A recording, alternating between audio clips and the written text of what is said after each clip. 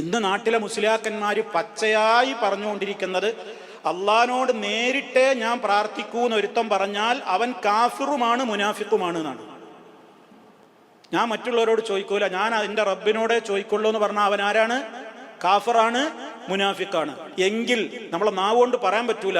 അതിന്റെ ഒന്നാമത്തെ ലിസ്റ്റിൽ നമ്മുടെ മുത്ത് മുസ്തഫയല്ലേ വരേണ്ടത്? സൂറത്തുൽ ജിന്നിലൂടെ അള്ളാന്റെ റസൂൽ എന്താ പ്രഖ്യാപിച്ചത്? ഖുൽ ഇന്നമാ അദ്ഉ റബ്ബി വലാ ഉശ്രികു ബിഹി അഹദാ. നബിയെ പ്രഖ്യാപിക്കൂ ലോകത്തോട്, ഇന്നമാ അദ്ഉ റബ്ബി, ഞാൻ എൻ്റെ റബ്ബിനെ മാത്രമേ വിളിച്ചു പ്രാർത്ഥിക്കുകയുള്ളൂ. വലാ ഉശ്രികു ബിഹി അഹദാ, ഞാൻ അവനിൽ ഒരാളെയും പങ്കു ചേർക്കുന്നതല്ല. ഇപ്പം നടന്നുകൊണ്ടിരിക്കുന്ന പ്രസംഗങ്ങളാണ് ഇതൊക്കെ. നിങ്ങൾ മനസ്സിലാക്കേണ്ടത്, അന്ധകാലത്ത് എവിടെങ്കിലും ഉഗാണ്ടയിലും അമേരിക്കയിലും ആരെങ്കിലും പ്രസംഗിച്ചോന്നല്ല. നമ്മളെ മൂക്കിന്റെ മുമ്പിലുള്ള മുസ്ലിയാക്കന്മാർ ഇന്നും ഇന്നലെയും ഇഞ്ഞാന്നൊക്കെ ആയിട്ട് പ്രസംഗിച്ചുകൊണ്ടിരിക്കുകയാണിത്. അള്ളാഹിനോട് നേരിട്ടേ ഞാൻ ചോദിക്കൊള്ളുന്ന ഒരുത്തം പറഞ്ഞാൽ ഓൻ കാഫിറാണ്, മുനാഫിക്കാണ്. അതിനും ആയത്ത് തെളിവ്. നബിന്റെ കാലത്തെ മുനാഫിക്കീങ്ങളോട് അള്ളാഹു പറഞ്ഞു, നിങ്ങൾ റസൂലുള്ളാഹിയുടെ അടുത്തേക്ക് വാന്ന് പറഞ്ഞു. അത് സംഭവം വേറെയാണ്, സന്ദർഭത്തിൽ നടത്താണ്. അള്ളാഹിന്റെ റസൂലിന്റെ കാലത്ത് അള്ളാഹു താല മുനാഫിക്കീങ്ങൾ അബദ്ധം ചെയ്തപ്പോൾ അവരോട് പറഞ്ഞു, നിങ്ങൾ റസൂലിന്റെ അടുത്തേക്ക് പോ. അപ്പൊ അവര് പറഞ്ഞു, ഞങ്ങൾ പോവില്ല. ലവ്വറൂസഹും, തലയങ്ങ് തിരിച്ചു കളയും.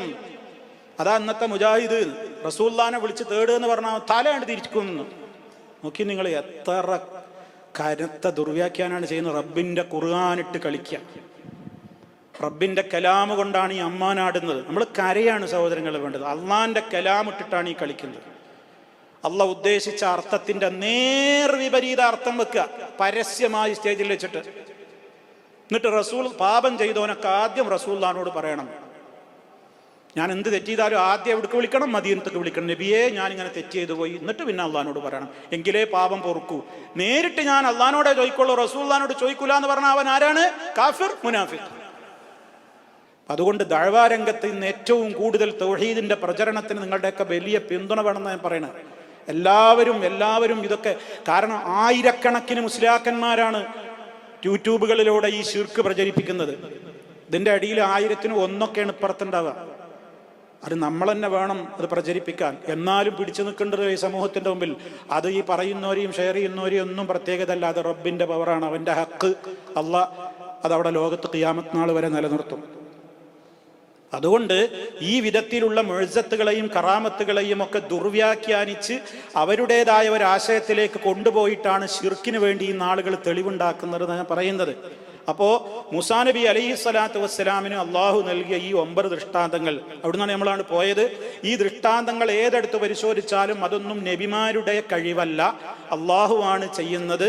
അതുകൊണ്ട് നമ്മൾ ഒരിക്കലും മുഅ്ജിസത്തും കറാമത്തും നിഷേധിക്കുന്നില്ല. പക്ഷേ മുഅ്ജിസത്ത് കറാമത്തിന്റെ പേരിൽ ആ നബിമാരെയോ വലിയകളെയോ വിളിച്ചു പ്രാർത്ഥിക്കാൻ പാടില്ല.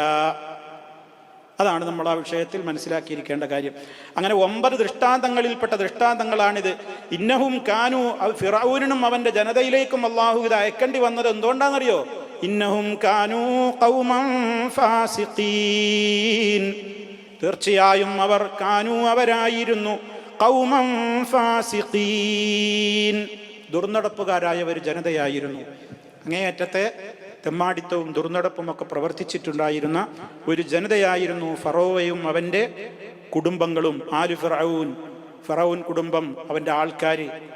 വിശുദ്ധ ഖുർആൻ അവൻ്റെ കുടുംബക്കാർ എന്നുള്ള നിലക്ക് മാത്രമല്ല, അവൻ്റെ അഹ്ല്, അവൻ്റെ അനുയായികളെയൊക്കെ മൊത്തം ഉപയോഗിച്ചുകൊണ്ട് തന്നെ എന്ത് പറയാറുണ്ട്? ആലു ഫിറഔനാന്ന് പ്രയോഗിക്കാറുണ്ട്. ഇവിടെ ഇലാ ഫിറഔന വ ഖൗമിഹി, ഫിറഔനിന്റെയും അവൻ്റെ ജനതയുടെയും അടുക്കലേക്ക് അയച്ചിട്ടുള്ള 9 ദൃഷ്ടാന്തങ്ങളിൽ ദൃഷ്ടാന്തം എന്ന നിലക്ക് ഇന്നഹും കാനു ഖൗമൻ ഫാസിഖീൻ.